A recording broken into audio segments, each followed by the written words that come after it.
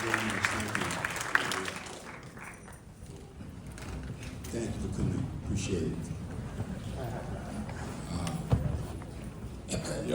You're gonna have to excuse me because I'm a little red. Oh, she better. 13 degrees in Newark. I was shooting the other day in Newark, New Jersey. Delroy Lindo. So before we get started, I just want to say this, that when Denzel graciously agreed to do this, the word that I got was, he never does this. He never does this. Never had before. And this is a testament to the fact that we go back as friends and as fellow students at the American Conservatory Theater in San Francisco in a few years back. 48 years. There you go. So I appreciate it, man. I learned two things from Delroy that I've never forgotten. The first thing was that a loaf of wheat bread, a jar of honey, and a jar of peanut butter was all you need to survive. We were students back then, y'all. We were students. And you explained to me all the nutritional value and everything. Like he was like some health nut. Like, you know,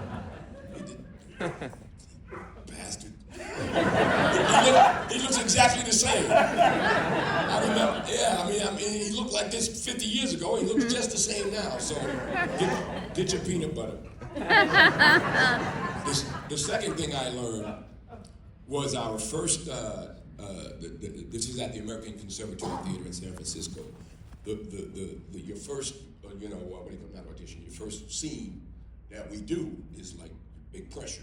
Now it's scene doing day. And, you do the scenes, and Ed Hastings, and what's the guy, Bill Ball, and everybody. Yeah, these people that ran ACT. Analyze your stuff. And Delroy, this God's honest truth, Delroy did his scene, and they had no notes. They were like, I don't know if you remember this, they were like, well, okay then. They had notes for me. They had no notes. And that was the second thing that I learned. Like I said, the first thing I learned was the nutritional value of peanut butter and stuff. The second thing I learned, which is really the first, is that there's levels to this thing called acting. I thought I was pretty good. I was, coming from undergrad, hey. But then I saw Delroy, and I was like, whoa, okay, I gotta go home and work. I appreciate that. Yeah, I'm just telling the truth. I mean, so cliche, one of the finest actors, I don't know how to put it, is purity to Delroy, his discipline, his attention to detail, his spirit. And in those days, he was always, it's like things bothered him, which I admire. Still do. They still do. Like, the first thing you say, Delroy, what do you think about that? And his first thing would be, he's always, but I realized, or I came to realize, that he had a filter to him, that he had to tell the truth.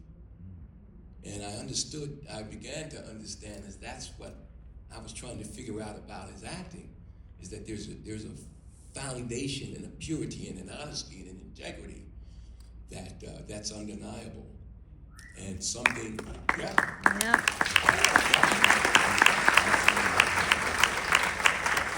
and something to reach for. So, okay, enough about that. Everybody asks this question, but I've never done this before, so I'll ask it. How'd you get started? What made you want to become an actor? I will answer that question, but on the heels of what you just said, I've told this story, what I'm about to say. I've said this in various public forums, but I've never said it in front of Denzel, in the company of Denzel. There were two things that I remember, and I will get to your question, I promise, but there are two things that I remember that always stick in my mind about Denzel and how far we go back. He and I, as students at ACT, we stood on the corner of like Leavenworth and Sutter, downtown San Francisco, and we were talking about yes. We're gonna go in another direction.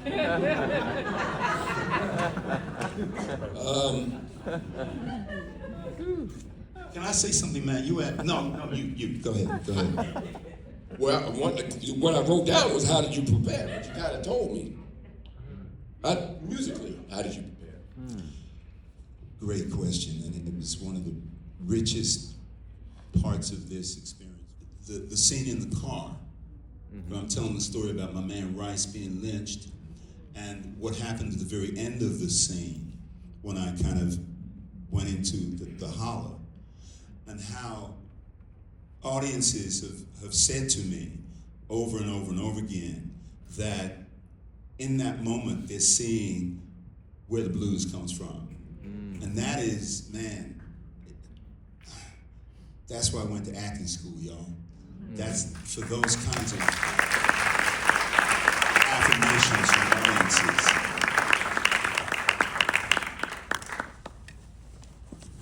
Studio kind of question. But this is interesting. Ryan said that the film was about exploring the price of freedom. So one of the things that struck me first reading the script, and I had a very visceral response to this, because what I thought I was seeing in this script was the result of this self-sustaining, not without pain, but a community that is self-sustaining. And what I saw when that community gets infiltrated, we see the result of what happens when this community gets infiltrated. This What do you mean by that? when we've all seen it except you. Oh.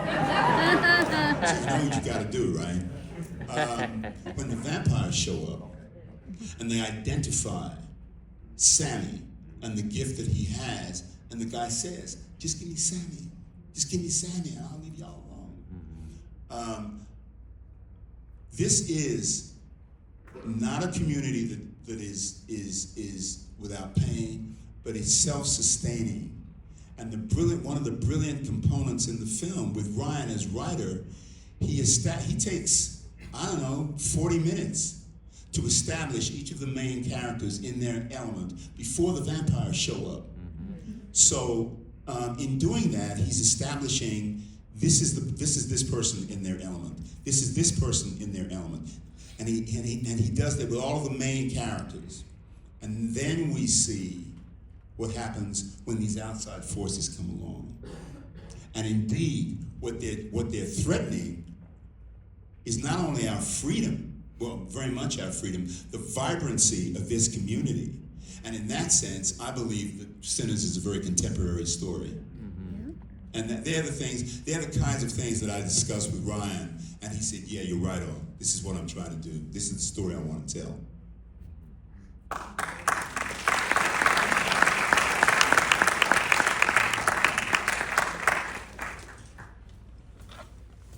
What y'all want to ask? Somebody raise their hand right there. I see you. Speak loud. All right, this is more of a... Denzel Washington, the director. Go ahead. Yes, I said, go ahead, Alan. Yes, stand up. Speak loud, speak loud. Depends upon what they brought to it. Depends upon what they brought to it. That's right. Amen. I may not pronounce this right. I'll say it in one word. Wumi. Wumi. Wumi. Playing Annie.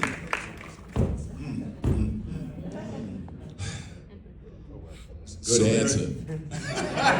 Well, I mean, first of all, a brilliant actor. She does a brilliant job. She's luminous, and Wumi brings all of that light to her work. What's interesting as a true artist, there are certain things about herself that she doubts. But she brings that vulnerability, that openness,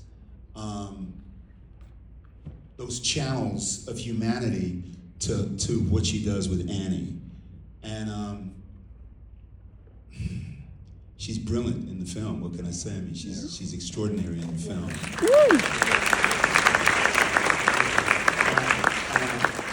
And she's also bringing fundamentally, elementally herself to the work. Because if Wumi were here, she talks about, Wumi is of Nigerian, she's born in Nigeria, raised in England.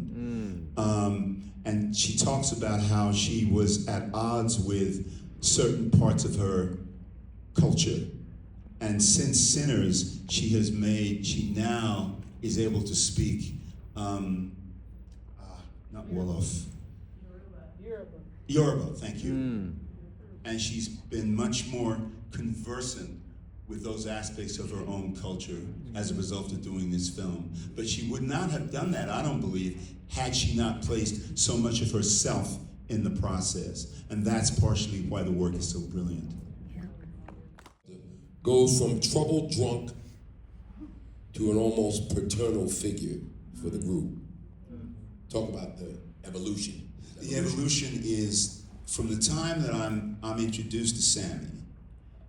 I'm essentially disregarding him. He don't know about the but then he starts to play. He starts to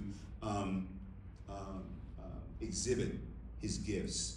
And there's a gradual dawning. Unfortunately, it didn't make it into the film. There's a scene where he and I are at the piano. And we're going back and forth. I'm doodling on the piano and he's doodling on the guitar. And I say to him, there's this epiphany that I have. And I say, man, young man, you the future. It didn't make it into the film, but it wasn't because of my acting much.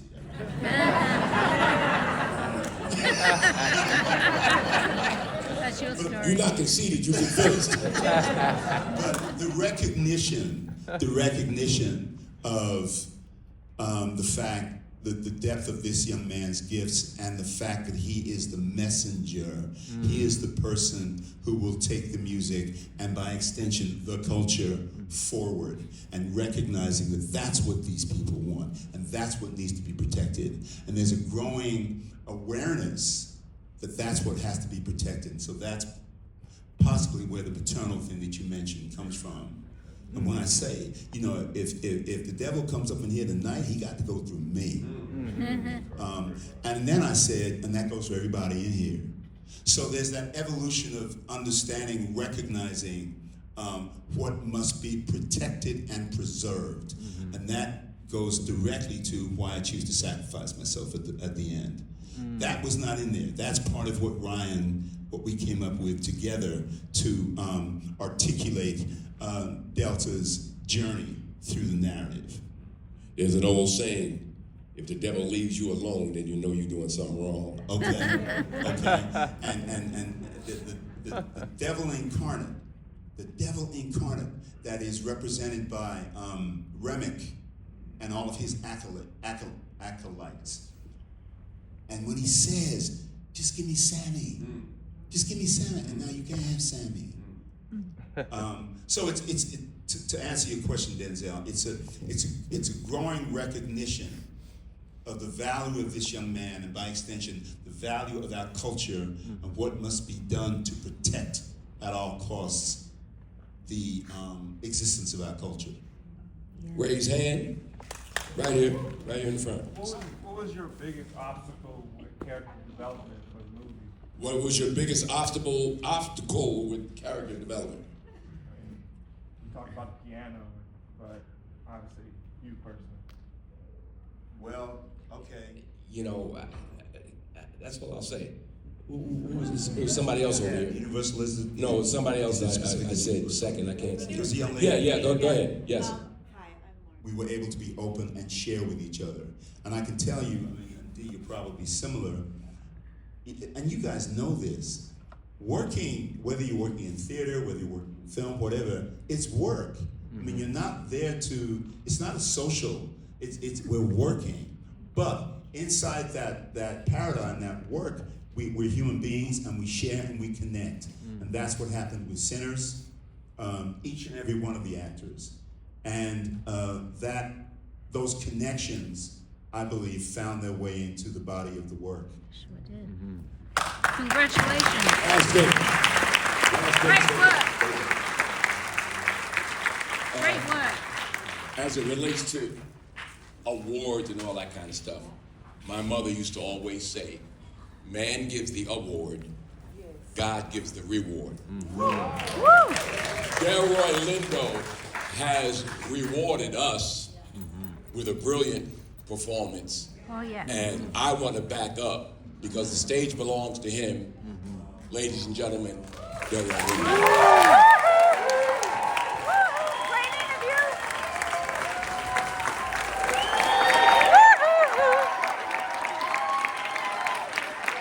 Great work. Great work. Great interview.